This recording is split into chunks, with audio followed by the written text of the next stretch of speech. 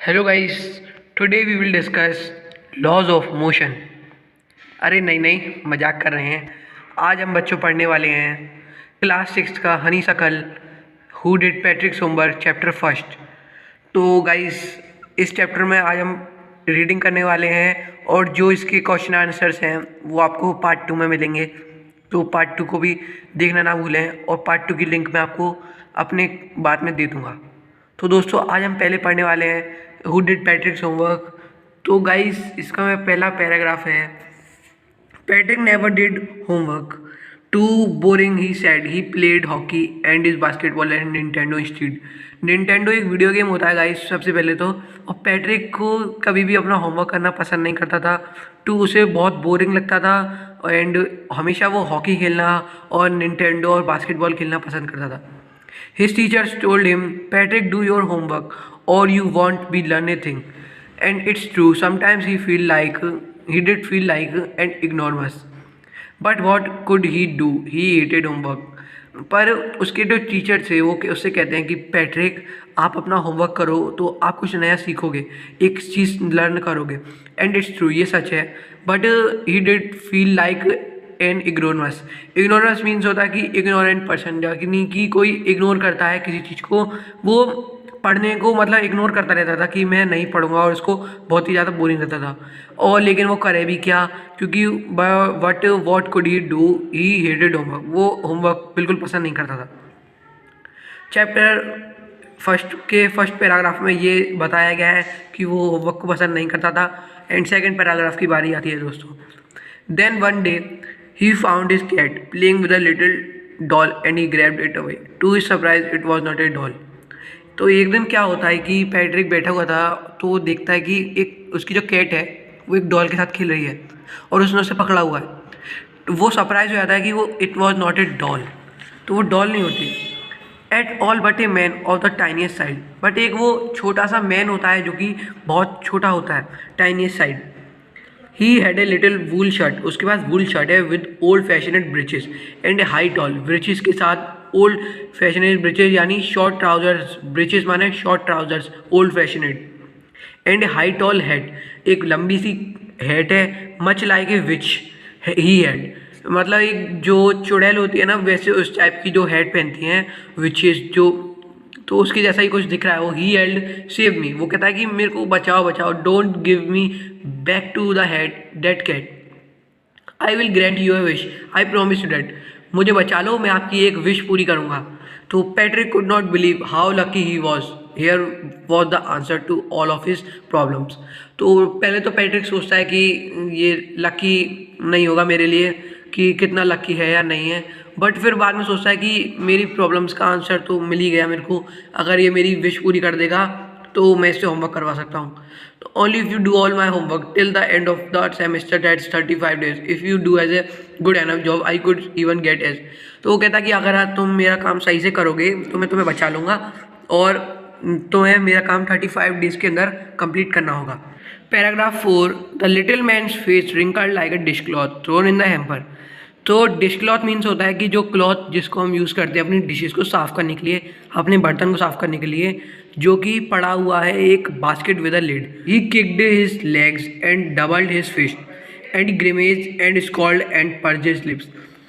तो grimace means होता है कि जैसे मतलब कुछ उसकी बात से डिसअप्रूवल यानी उसकी बातों से सहमत ना होना, showing disgust anger and disapproval. तो इसका यही मीन्स होता है कि वो उसकी बातों से सहमत नहीं था। और वो लास्ट में ओ आई एम कर्ज but I will do it, मतलब वो उसे कुछ अच्छा नहीं लगता, उसे वो ये बात सुनाता है और उसे अपने मन से बद्दुआएं वगैरह गालियाँ वगैरह देता है और कहता है कि चलो मैं कर दूंगा, तुमने क्योंकि मेरी जान बचाई थी इसलिए, I will do it. Fifth paragraph में चलते हैं। And true to his word the little elf begin to do Patrick's homework. तो जो लिटिल एल्फ था वो पैट्रिक का होमवर्क स्टार्ट करता है।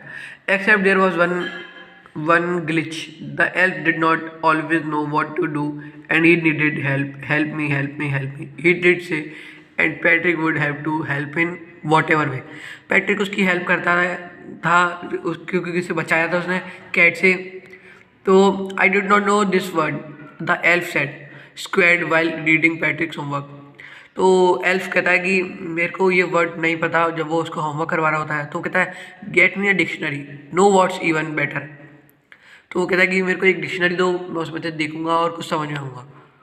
Get me dictionary and know words ever even better, look up the word and sound it out by each letter. मैं उसमें हर word को देख लूँगा और समझ जाऊँगा कि क्या इसमें लिखा है। 6th paragraph. When it came to maths, Patrick was out of luck. What are timetables? The elf shrieked. We elves never need that. And shrieked का मीन्स है यहाँ पे gave a short high pitched cry. जब वो maths पढ़ने के लिए आता है कि वो कहता है कि एल्फ तो मेरे को मैथ समझाओ, तो वो ओह अरे ऐसे कुछ फीलिंग करके रोने की थोड़ी सी, तो वो ऐसे करके मना करने की कोशिश करता है। बट उसमें आगे बताया जाता है कि and addition and subtraction and division and fractions, here sit down beside me, you simply must guide me. Okay, वो कहता है elf knew nothing of human history, to them it's a mystery, so the little elf already shouter just got louder, go to the library, I need books, more and more books and you can help me read them too। तो वो कहता है कि आप जाओ, जब वो math में आता है पैट्रिक पढ़ने के लिए, तो वो कहता है अरे मेरे को कुछ नहीं आता, मेरे को तो हिस्ट्री ये नहीं पता, एक काम करो तुम जाओ और लाइब्रेरी से बुक ले आओ मेरे लिए, जिससे कि मैं पढ़ सकूँ और बता सकूँ। As a matter of fact 7th paragraph, every day in every way that little elf was a nag। So nag, one who travels someone all the time by complaining or asking them to do something। तो जो elf था वो complain करता रहता था हर समय, and there was a nag. Nag का मीन्स यही होता है कि कंप्लेन, और ये कहता था कि कुछ करते रहो कुछ करते रहो। Patrick was working harder than ever and was it a drag, an informal word something interesting. तो वो कहता है कि Patrick was working harder than ever, वो हमेशा से ज़्यादा इस बार काम कर रहा था। उसे लग रहा था कि मेरा काम सारा एल्फ करवा रहा है, but he was sitting up nights, वो रात भर जाकर काम करता है। At his head never felt so weary, उसने आज तक ऐसा कुछ नहीं किया और इतना वियरी नहीं हुआ।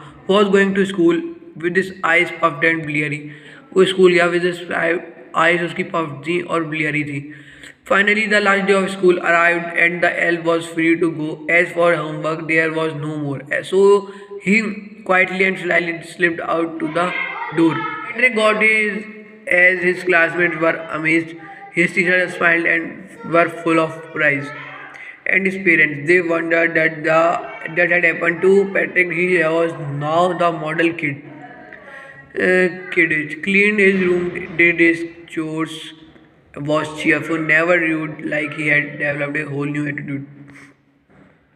वो स्कूल में जाता है अपने लास्ट दिन के बाद, तो देखता है कि उसकी मैडम देखती हैं कि ये तो मॉडल किड की तरह एक होशियार बच्चा हो चुका है और अपना काम कंप्लीट करके लाता है। उसके मम्मी पापा को भी उसके ऊपर अच्छा लगता है कि उसने अच्छा काम किया अपना। फिर उसके वो कहते हैं कि ये काम आया है विद अ न्यू एटीट्यूड, उसने नया एटीट्यूड के साथ स्कूल आया है। 10th paragraph. You see, in the end, Patrick still thought he made that tiny man do all his homework. But he will share a secret just between you and me. It was not the elf. Patrick had done it himself. तो guys ये लिखी है Karl मोरे ने, जो कि एक writer हैं। तो गाइज अगर आपको वीडियो अच्छी लगी हो तो वीडियो को लाइक और चैनल को सब्सक्राइब कर लें। तो बस इस चैप्टर में यही था कि पैट्रिक जो था वो सोचता है कि मेरा सारा काम जो है वो एल्फ ने किया है, बट उसका सारा काम उसने खुद ही किया था, क्योंकि एल्फ तो कुछ जानता ही नहीं था पढ़ाई करना। बस वो एक ऐसी टाइनीएस्ट मैन था जो कि थोड़ा बहुत जादू वगैरह कुछ इसे कहते हैं अपनी नॉर्मल लैंग्वेज में। तो उसको लगा कि ये तो जादूगर है पैट्रिक को। बस इसमें यही था कि पैट्रिक से ही वो सारा काम करवाता है और ख़ुद कुछ नहीं करता। बस उससे कहता है कि तुम ये करो वो करो, तुम यहाँ से बुक्स ले आओ, यहाँ से पढ़ो। उससे कहता है कि तुम खुद ही, लगता है कि मेरा काम एल्फ करवा रहा है, बट ये ट्रू नहीं है, क्योंकि वो जो एल्फ था वो पैट्रिक से ही सारा काम करवा रहा था कि तुम करो ये करो। तो गाइस अगर आपको वीडियो अच्छी लगी हो तो वीडियो को लाइक और चैनल को सब्सक्राइब कर लें। Thank you.